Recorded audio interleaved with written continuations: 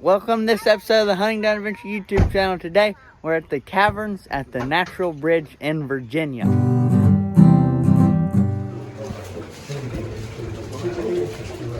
I'm hitting my head on the dang busted ceiling. It's just all crawling space, so you're going that whole distance just crawling on your belly. And he paid his brother and 9 other people $1 a day, which would be $30 a day in our time, to go through that little hole and come all the way down here. Now, he ended up getting shot and killed, and yeah, very sad. But in the 1976, they started to commercialize it, and that's why we came down this tunnel right over here that was started to be built in 1976, and it took 9 months to be built, along with all of the lights and doing everything. It finally was commercialized to do a tour just like this in 1978. I know it hurts already. As you can see, we have this huge formation right here, which is actually the fastest growing one that we have in our caverns, with 1 cubic inch every 100 years. Pretty fast, I know. If you look at this formation right on the top, we call this a stalactite because they're holding tightly to the ceiling.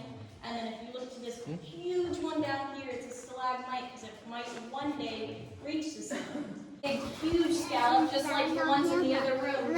But this one's bigger because we're in a smaller room, so there's less space for it to go in. So here, you can see these little shiny parts. When the explorers were first coming down here, they would have taken those thinking that they were gems or gold or something, some type of precious material. But they would have brought it to the surface, wiped their finger across it, and realized that it was just moisture. Just moisture from the caverns.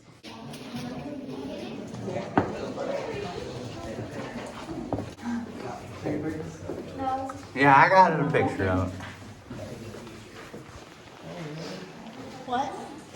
Well, room by this part right here, right in the center, we have some fresh flowing water right here, coming from this little part over here, going down this hole. And if you guys have actually been to the Natural Bridge, this water actually goes into the Natural Bridge water, that creek right there. They did some dye testing and they were able to find that out.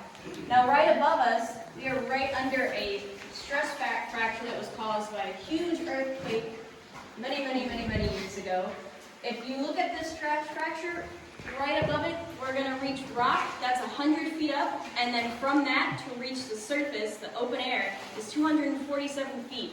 So we are 347 feet underground right now. We're at the deepest part of the caverns, and it is one of the deepest caverns on the East Coast. In these caverns, we like to use our imagination and look at these different formations that we have here. For example, this one kind of looks like a conch shell. We have this one right here that's like a hornet's nest. Right under there, we got our own cave bacon. This next one then, because this one looks just like a dinosaur with the eye right here, all the way going down to the nose. And then down here, you got the bottom jaw. Oh, yeah. We call it the canyon room.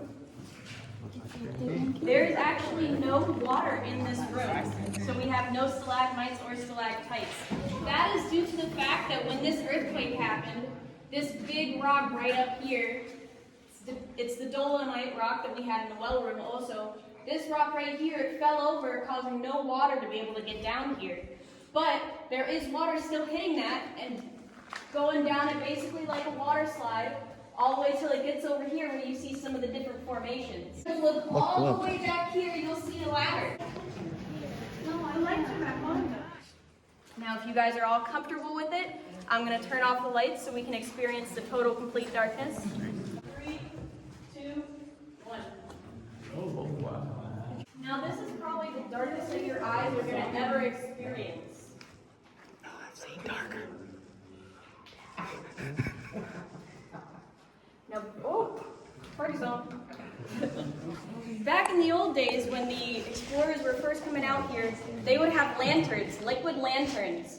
And these lanterns would be about this bright, so they wouldn't be able to see actually how big these different rooms are or how small these different rooms are. Now this lantern, it was a liquid lantern, so they couldn't tip it over or make it fall or do anything like that, or else they would have no light and be stuck in this complete darkness. You guys want to see something cool? There was it's kind of a little creepy though, but there was a bird that got stuck in here. So it's right there, starting to decompose.